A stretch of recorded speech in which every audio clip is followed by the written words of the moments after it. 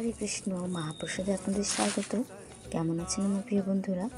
এই ফুলগুলো দেখে নিশ্চয়ই চিনতে পারছেন। এবার যখন দক্ষিণ ভারত বেড়াতে গেছিলাম তখন এই ফুলগুলো নিয়ে এসেছিলাম।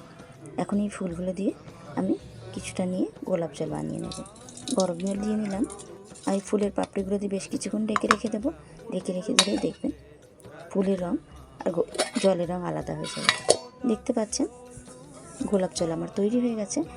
এখন ঠান্ডা হলে আমি ভগবানকে নিবেদন করি। বিশ্ব পঞ্চব্রত আজকে তৃতীয় এবং চতুর্থ দিনের অর্ঘ্য নিবেদন। তৃতীয় দিনে ভগবানের নাভিদেশে গন্ধদ্রব্য অর্পণ করতে হয় এবং চতুর্থ দিনে ভগবানের স্কন্ধে শ্বেত জবাকুসুম এবং বিল্বপত্র অর্পণ করতে হয়। গোলাপ জল ঠান্ডা হয়ে গেছে, আমি এর মধ্যে একটু নিয়ে নেব এবং কর্পূর দেব একটু গন্ধ, সমস্তটা মিশিয়ে ভগবানের নাভিদেশে আমি অর্পণ করব। প্রতিবারেই আমি বিশ্ব পঞ্চব্রত করার চেষ্টা করি। এবছর একটু অসুস্থ থাকার কারণে আমি এ ব্রত পালন করতে পারিনি। এখন দামোদরের নাভিদেশে গন্ধদ্রব্য নিবেদন করব। এখানে আমি নিয়েছি গোলাপ জল, অগুরু, কর্পূর এবং সুগন্ধি পারিজাত। এরপর ভগবানের স্কন্ধে বিল্বপত্র এবং শ্বেত জবাকুসুম অর্পণ করব। তৃতীয় এবং চতুর্থ দিনের অর্ঘ্য ভগবানকে নিবেদন করলাম।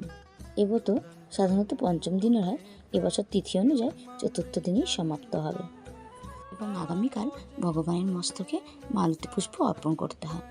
এখন তো মালতী পুষ্পের সিজন নয়, দেখা যাক কালকের কি হয়। মালতী পুষ্প না পেলে মানুষে মালতী পুষ্প অর্পণ করতে পারেন।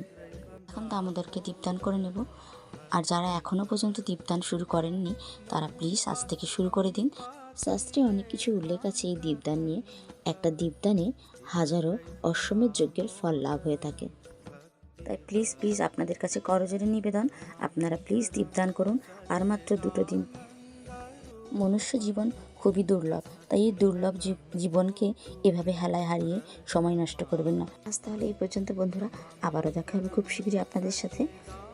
ভিডিও ভালো লাগলে একটা লাইক দিয়ে ভিডিও শেয়ার করে দেবেন। আপনারা কি কোথা থেকে ভিডিও দেখছেন সেটাও আমাকে কমেন্টে লিখে জানাতে পারেন। হরে কৃষ্ণ।